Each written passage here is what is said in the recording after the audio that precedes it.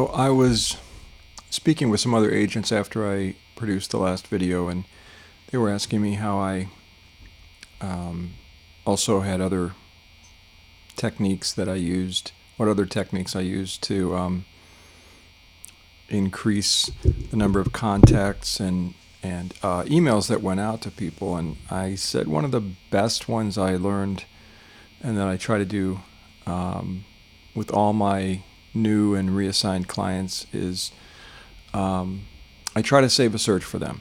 And if you already know how to save a search, it's pretty straightforward. It's pretty simple, but I do a lot of tweaks on it, and it does take some time. It takes anywhere from 2 to 5 minutes per client. But the benefit is that after you get a search saved for them, then they are getting those updates every day or as often as new listings come on. And I get a lot of people calling me and asking me, can you tell me more about this property you just sent me? And I don't know which property they're talking about, but I quickly find out and then respond to their question or their email.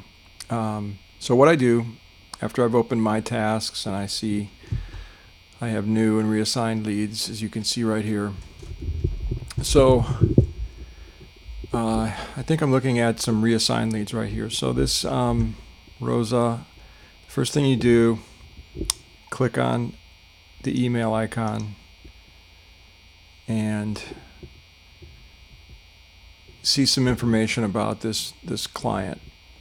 This typically will take a little while, so I click on the name and it'll open up another window, and the client account will give me a lot more information. So usually the first thing I do is I go into homes and searches, and I click on that, and I scroll down to see if there are any homes searches that have been saved. And this is interesting because there's actually 3 that were saved a long time ago that are still, I suppose they're still active.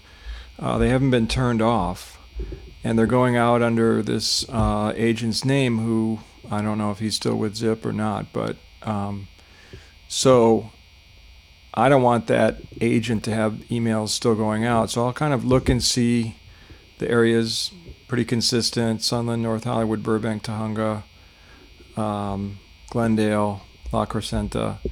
So they're pretty consistent here, single family, but they didn't really list any beds or baths, and price range is all pretty much the same. So what you do, you go up into again the client detail portion, and you click this line right here, sign in as contact. So I click sign in as contact. It opens up a new window, and now I'm signed in. You're currently signed in as this person here. So I see the last save is already here. The prices are already here. So I'm actually going to add a couple of areas that I think if they are looking here, then I'm going to add some areas because I know the area fairly well. So I'm going to go ahead and add Glendale because, Burbank and Glendale are right next to each other, North Hollywood.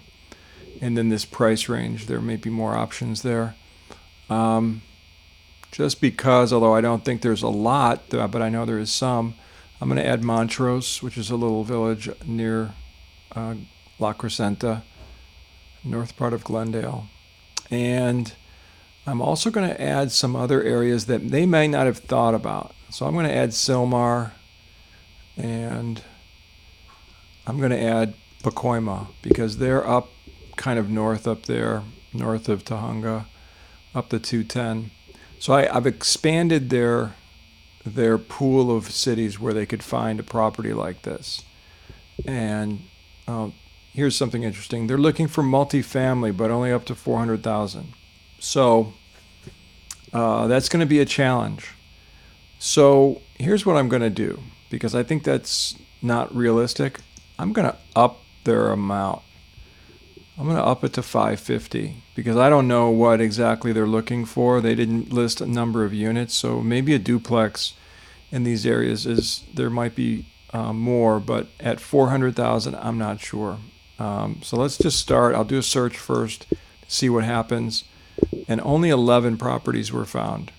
So I'm going to go ahead and save this search anyway.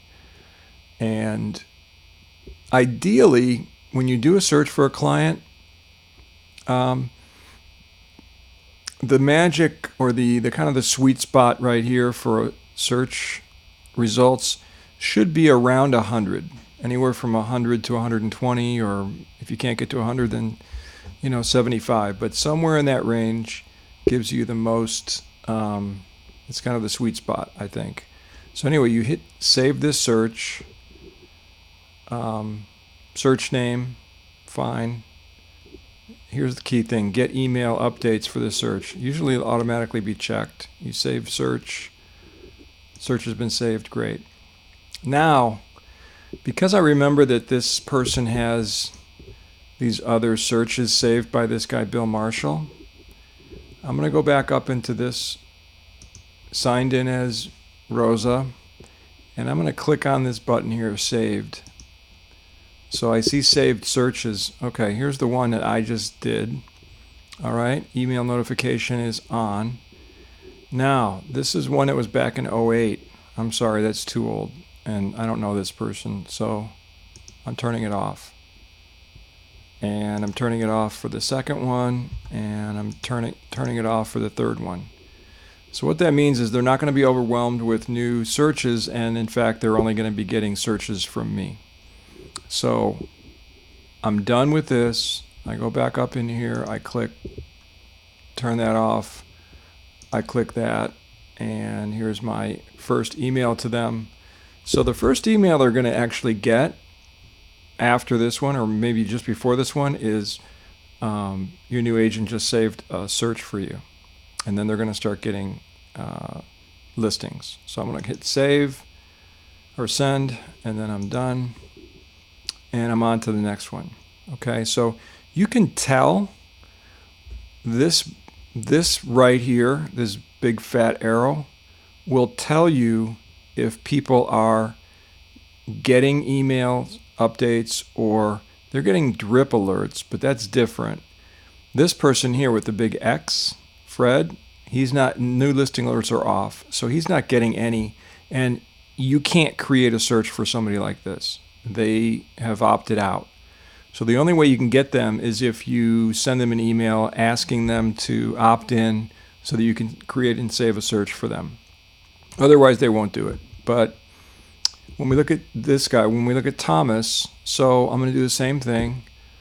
Click on. You can see I've already been emailing Thomas, and I know that he's not getting emails or searches, so I don't know how he got by me, but I guess I got busy. So again, account detail communication showings. I go into home searches. I click on that. I come down here and I see, okay, he doesn't have any home searches. He's been looking in San Gabriel, it looks like. You can get more detail if you go back to the right here. You can see he's viewed homes, 27 in Alhambra, San Gabriel, and Pasadena.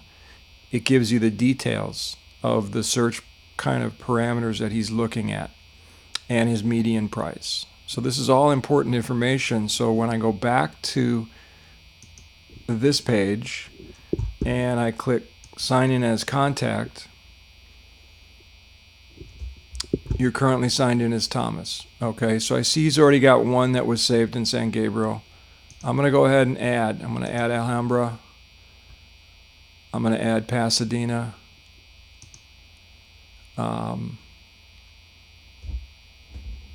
There's a few other cities I could add around there. Maybe I'll just, because there might be something in Monterey Park that he likes. Maybe Montebello. In that same general area. I'm going to save something in Temple City. Okay, that's enough. I click off that. Make sure I'm not checking any of these. And I click the number of beds, number of baths. If you want to get fancy or you want to get more detailed. If you have somebody you're getting too many, your results are showing 200 or 300, you can go in here and refine it with, square footage of the house, square footage of the lot. You can do year built. Generally, I don't touch any of these. There's also more options down here. I find if you use any of these, you get a very limited pool of homes that pop up in your search, and that's not really useful. The point is not necessarily to send them the house that they're going to buy, but just to have a reason to put your eyeballs in front of them, or put yourself in front of their eyeballs, you know what I mean? All right, so I've kind of created this search parameter.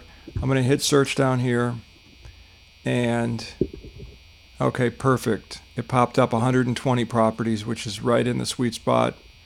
So I'm going to hit save this search, and I save it. It's closed. And just to double check, because I know that, again, I checked his searches. He doesn't have any that were saved. So, but if you want to double check, you can click here and you can see this is the search we just created. And today it gives you the details, and I'm going to leave this on. And I'm going to get out of this, and now I'm going to send him an email. So from now on, Thomas will be getting those emails. Now, Andres, you can see this little envelope here.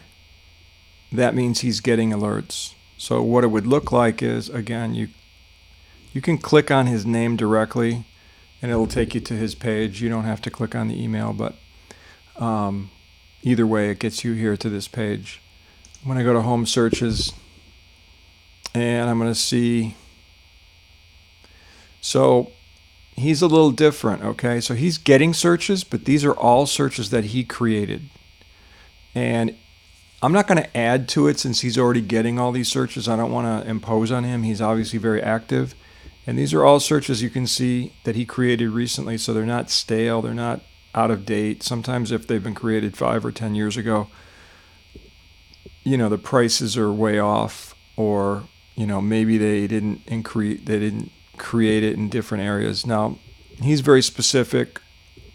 He's just doing one city at a time. If I wanted to, I could create one search that would create all of these, but maybe that's not what he wants. So I'm just going to leave him be because he's already getting emails, and I'm going to click out of that, and then I can just send him an email. But that's pretty much it. I've got a lot of prospecting to do tonight, but in any case, hopefully this helps. Apologies for